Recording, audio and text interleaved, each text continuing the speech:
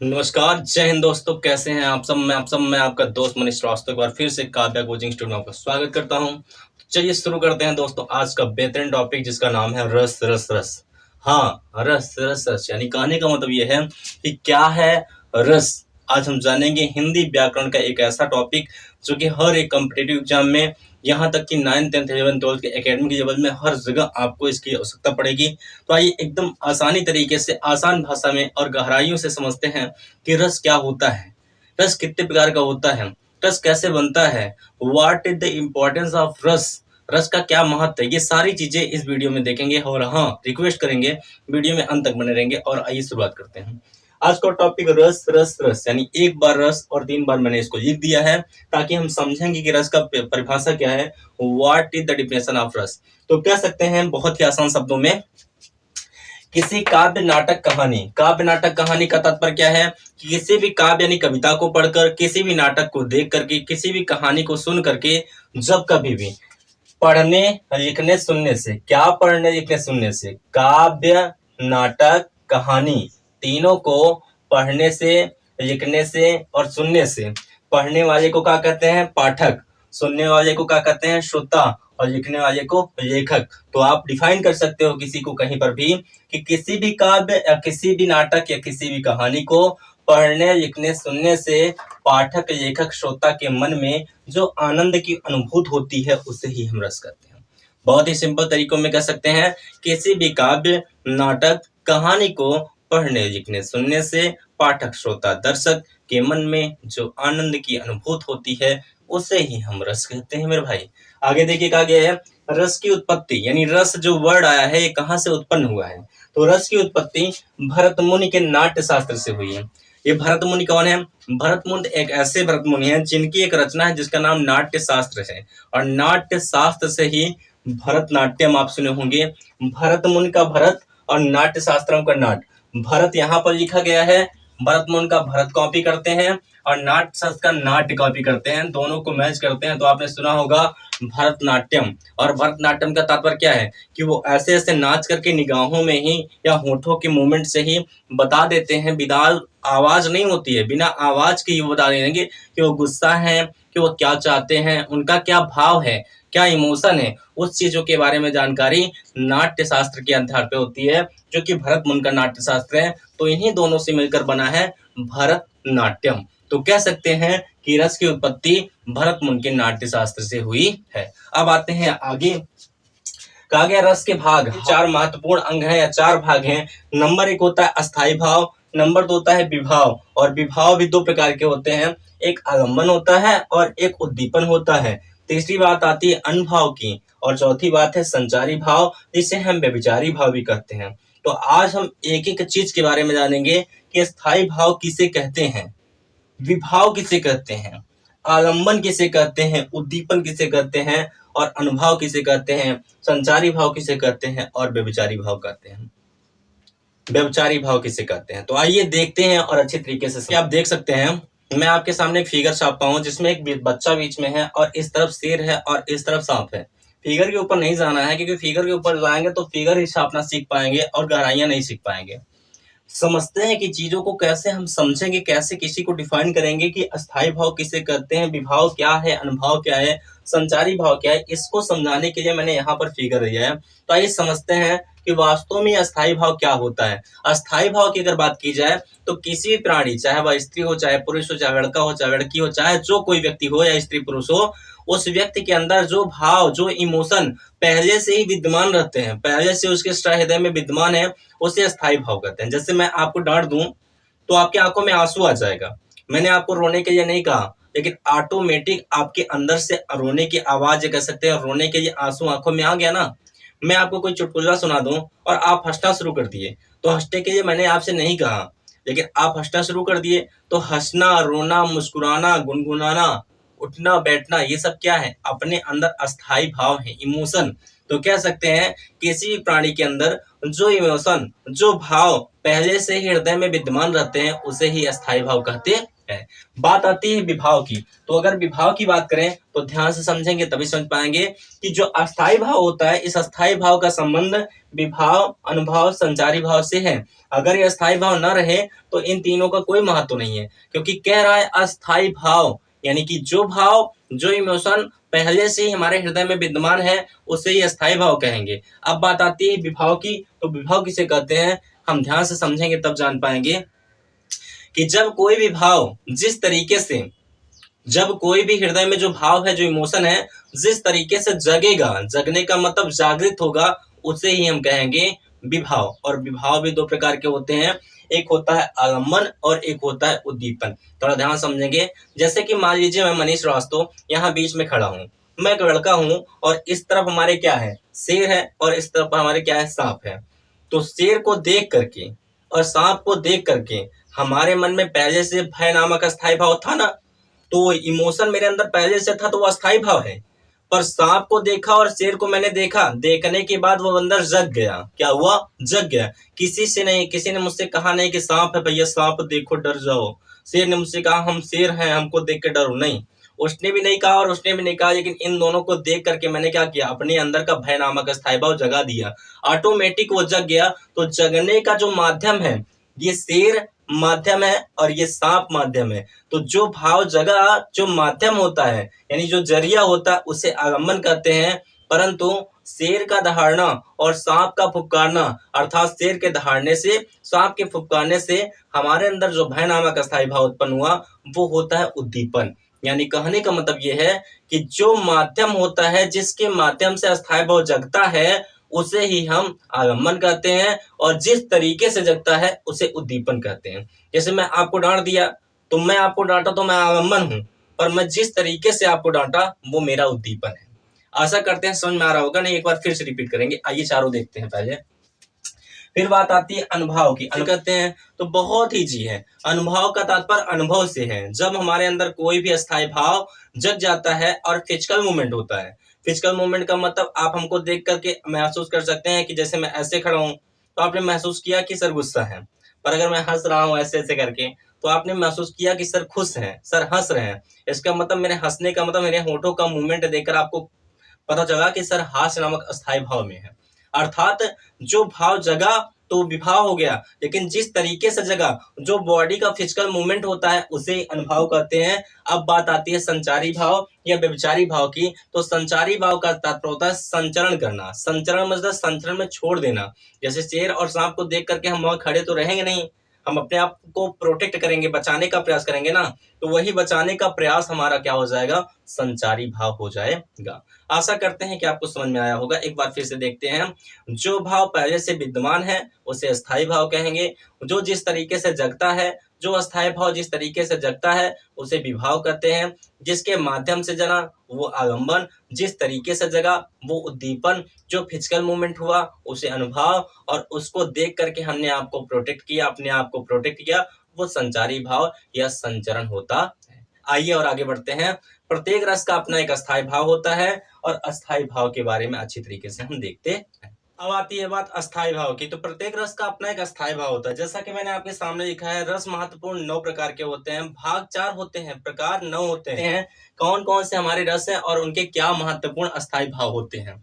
तो पहला रस है श्रृंगार रस, जिसका अस्थाई भाव रति होता है। श्रृंगार रस को रसों का राजा भी कहते हैं। श्रृंगार रस 2 प्रकार के होता है, एक संयोग श्रृंगार और एक वियोग श्रृंगार। अभी मैं आपको आगे पढ़ाऊंगा कि जब नायक नायिका मिल जाते हैं तो इसे संयोग श्रृंगार, इसे संभोग श्रृंगार भी कहते हैं, और जब नायक और नायिका बिछड़ जाते हैं तो इसे वियोग श्रृंगार। आगे बात आती है रति। रत का तात्पर्य क्या है कि श्रृंगार रस का अस्थाई भाव आखिर रति क्यों है। तो कामदेव देवताओं में बड़े सुंदर थे, उनकी पत्नी का नाम रति था, जो कि देवियों में बहुत सुंदर थी। इस कारण श्रृंगार रस का अस्थाई भाव रति है, क्योंकि रति को प्रेम का प्रतीक माना जाता है। फिर बात आती है करुण रस। करुण रस का अस्थाई भाव होता है भैया शोक।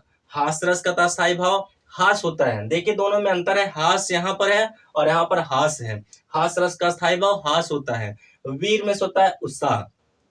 वीर रस का स्थायी भाव होता है उत्साह। भयानक रस का स्थायी भाव भय। बीभत्स रस का स्थायी भाव जुगुप्सा या घृणा, विस्मय का स्थायी भाव अद्भुत और शांत रस का स्थायी भाव निर्वेद होता है। वात्सल रस का स्थायी भाव वात्सल होता है, इसका भी मतलब प्रेम होता है, लेकिन एक माँ के प्रेम के लिए वात्सल रस का प्रयोग होता है। तो ये प्यारे से हमारे 9 प्रकार के रस थे जिनके अस्थायी भाव आपके सामने थे। अब हम देखेंगे बारी बारी से श्रृंगार रस, करुण रस, हास रस और वीर रस किसे कहते हैं और इसकी परिभाषा क्या है। तो चलिए देखते हैं। अब आती है श्रृंगार रस की बात। तो श्रृंगार रस के बारे में हम जानना चाहेंगे, और हाँ, लिखा इसलिए है मैंने क्योंकि ताकि आप स्क्रीनशॉट लीजिए और स्क्रीनशॉट लेने के बाद आप इसको नोट कर लीजिएगा, ताकि जिंदगी भर आपको हमेशा काम करेगा। यहाँ तक कि कंपटीशन के एग्जाम की तैयारी जो कर रहे हैं बच्चे, उनके लिए बहुत ही मस्ट चीज दे रहा हूँ, उनके लिए बहुत ही इंपॉर्टेंट चीज है। तो ये देखते हैं, कहा गया भैया कि श्रृंगार रस का अस्थायी भाव रति होता है। जैसा कि मैंने आपको बताया, रीजन बताया कि रति कौन थी, कामदेव की पत्नी थी और इन्हें प्रेम का प्रतीक माना जाता है। आगे बात आती है, श्रृंगार रस को रसों का राजा भी कहते हैं। ये भी बहुत इंपॉर्टेंट क्वेश्चन है कि रसों का राजा किस रस को कहा जाता है, तो श्रृंगार रस को कहा जाता है। रस का स्थायी भाव, श्रृंगार रस का स्थायी भाव क्या होता है, श्रृंगार रस का स्थायी भाव रति होता है। फिर बात आती है कि डेफिनेशन क्या है श्रृंगार रस का। आप बता सकते हो कि जहां पर नायक और नायिका का वर्णन किया जाता है, वर्णन में उनके के बारे में बात करना या उनकी विवेचना करना, तो कह सकते हैं जहां पर नायक और नायिका का वर्णन किया जाता है उसे ही हम श्रृंगार रस कहते हैं। और श्रृंगार रस के प्रकार, श्रृंगार रस मुख्य रूप से 2 प्रकार के होते हैं, एक संयोग श्रृंगार होता है और एक वियोग श्रृंगार होता है। संयोग श्रृंगार को हम संभोग श्रृंगार भी कहते हैं, संभोग श्रृंगार भी कहते हैं। कभी कभी क्वेश्चन पूछ सकता है कि संभोग श्रृंगार किस रस को कहते हैं। आप बता सकते हैं संभोग श्रृंगार संयोग श्रृंगार को ही कहते हैं। संयोग मिलता है मिलन, और मिलने के बाद खुशी होगी, और यहाँ पर मैंने ब्रैकेट में मिलन लिखा ताकि आपका डिफिनेशन बनाने में कोई दिक्कत ना होने पाए।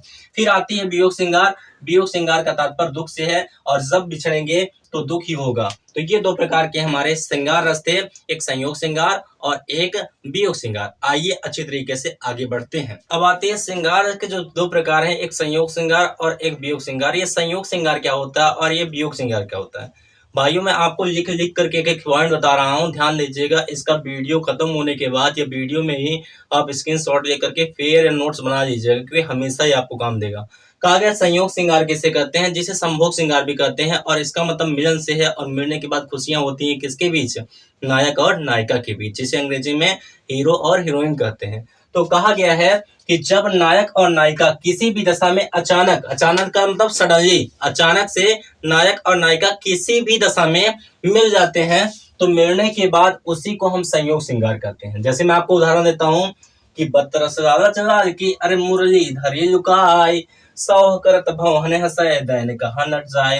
बत रस यानी बत में बात, और बात करने का रस यानी बात करने का आनंद। माता राधा रानी को भगवान श्री कृष्ण या कन्हैया से बात करने के लिए इतना व्याकुल थी, परेशान थी, इतना माता व्याकुल थी बात करने के लिए कि बत रस यानी बात करने का जो रस था, बात करने का जो आनंद था, उस आनंद के लिए ये अर्थात लाल में कन्हैया की मुरली को धर में रख या लुकाए में चुरा करके, राधा रानी ने कन्हैया की बांसुरी को चुरा कर रख लिया, क्योंकि कन्हैया की बांसुरी राधा रानी के मन में एक संदेह पैदा करती थी। यहाँ तक कि कन्हैया की बांसुरी को माता राधा रानी अपनी सौतन मानती थी, क्योंकि कभी भी होठों पर, कभी भी हाथों में, कभी यहाँ पर, कभी कमर में, हर वक्त हर जगह आपके कन्हैया हमेशा बांसुरी को लिए रहते थे, जिस कारण से माता राधा रानी कन्हैया की बांसुरी को अपनी सौतन मानती थी। और बात करने का मन था कि बात करने में आएगा कन्हैया, अगर बांसुरी मांगने आएगा तो हो सकता है बांसुरी मांगने आए, बस उसी मांगने के समय हमसे कन्हैया बात करिए, वही मेरे लिए बहुत बड़ी बात है। इस कारण से माता राधा रानी क्या करती हैं, बतरस बात करने के रस के लिए, बात करने के आनंद के लिए कन्हैया की बांसुरी को चुरा कर रख लेती हैं, और 100 मिस कसम खा करके, 100 करत भौहन से, 100 का मतलब कसम खा के, भौहें मिसता है ये आपकी आईब्रो, इससे इशारा करके हंसती हैं। और दैन कहाँ नट जाए, दैन में देने का वक्त आता है तो नट जाए, नट मिलता है नटखट, बचपना करना, कहती हैं हम कहाँ लिए हैं, कौन देखा, अच्छा देते हैं, ये सारी चीजें हैं। तो कहा गया नायक और नायिका आपस में मिल गए, अर्थात माता राधा रानी कन्हैया से बात करने की रस से आनंद के लिए उनकी बांसुरी को चुरा कर रख लेती हैं, और कन्हैया जब पूछने आते हैं तो कसम खा करके, झूठी कसम खा करके, बाहों से इशारा करते हुए नटखट तरीके से कहती हैं कि मैंने कहाँ लिया है। तो ये आपका संयोग श्रृंगार है। फिर बात आती है वियोग श्रृंगार की। जब नायक और नायिका किसी भी दशा में अचानक से बिछड़ जाएं, बिछड़ने का मतलब अलग हो जाते हैं, जब नायक और नायिका अचानक से किसी भी दिशा में अलग हो जाते हैं तो उसे ही वियोग श्रृंगार करते हैं। जैसे यहाँ पर है उदाहरण कि ऊधो मोहि ब्रज बिसरत नाहि। हे कन्हैया जी आपके कहते हैं कि हे मेरे भाई उद्धव, मुझसे ब्रज भूला जा रहा नहीं है। ब्रज कहाँ है, मथुरा कहाँ है, वृंदावन कहाँ है, ये सब जानिए। थोड़े थोड़े गाने भी आपको सिखा देते हैं। मैं बरसाने की छोरी, तो राधा कहाँ की, राधा बरसाने की। तो आइए आगे देखते हैं। आगे का अपना है हास्य रस। आती है बात हास रस की, तो हास रस का स्थायी भाव हास होता है। जैसा कि मैंने आपको शुरुआत में ही बताया, कहा गया है कि जब किसी व्यक्ति, वस्तु तथा स्थान के अटपटीवाड़ी वेशभूषा को देख करके हमारे मन में जो हास्य नामक स्थायी भाव उत्पन्न होता है, उसे ही हम हास रस कहते हैं। कहने का मतलब कोई व्यक्ति को देखिए, उसकी अटपटीवाड़ी कैसे कैसे हम पढ़ावत है, ठीक है, ऐसी अटपटी वाणी, वेशभूषा, चलने का तरीका, ऐसे ऐसे घूमना, कोई भी ऐसी चीज जिसको देख करके हमारे मन में हास्य नामक स्थायी भाव बनता है, उसे ही हम हास्य रस कहते हैं। जैसे कोई ऐसा उदाहरण जिसको पढ़ करके ऐसा लगे कि वास्तव में ये आपका हास्य नामक स्थायी भाव है। तो मैंने लिखा है कि जाती है जब बारात किसी की सज सज कर, तो क्या मन करता है आपका, आपका मन यही करता है कि काश मैं भी होता जयमाल सिस्टम पे।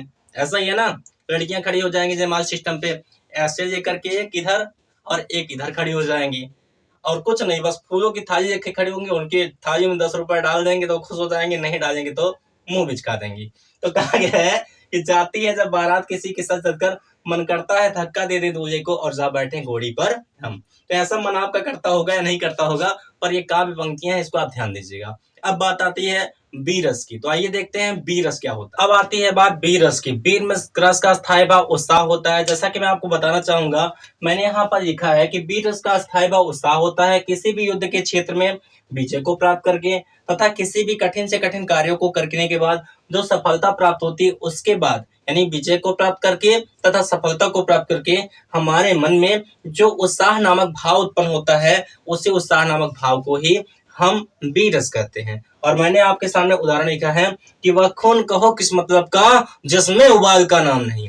हाँ दोस्तों, वह खून कहो किस मतलब का जिसमें उबाल का नाम नहीं, वह खून कहो किस मतलब का जो आ सके देश के काम नहीं। अगर ऐसे हम किसी को कह देंगे तो क्या उसके अंदर उत्साह नहीं उत्पन्न होगा, उत्साह उत्पन्न करेगा। इतना उत्साह उत्पन्न करेगा, इतना ज्यादा कि मन कहेगा बस एक 47 मिल जाए और भूजना शुरू कर दें। तो ऐसा होना चाहिए जोश और जुनून। यू हैव जोश।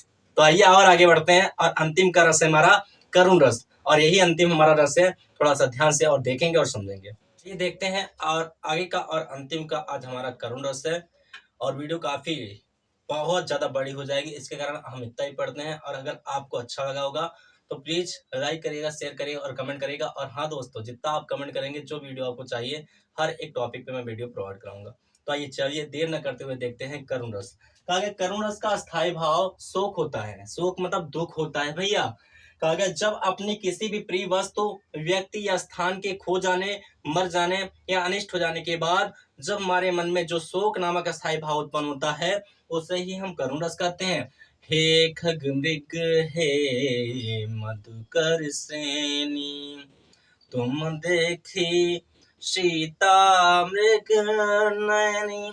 भगवान श्री राम माता सीता के लिए व्याकुल हैं, और वहां पर एकत्रित, कहाँ पर, जिस वाटिका जिस वन में वो रहते थे, वहां पर जितने भी आपके खग यानी पक्षी थे, मृग यानी हिरण थे, मधुकर यानी भौरे थे, सबसे बहुत तेजी के साथ आवाज में गुहार करके निवेदन करके पूछते हैं कि हे परिवेश में रहने वाले पक्षीगण, हे हिरण, हे भौरेगण, क्या आपने मेरी सीता को देखा है? मेरी उस सीता को देखा है जिस सीता की निगाहें, जिस सीता की नजरें, जिस सीता की नेत्र मृग नयनी अर्थात हिरण के नेत्रों के समान है।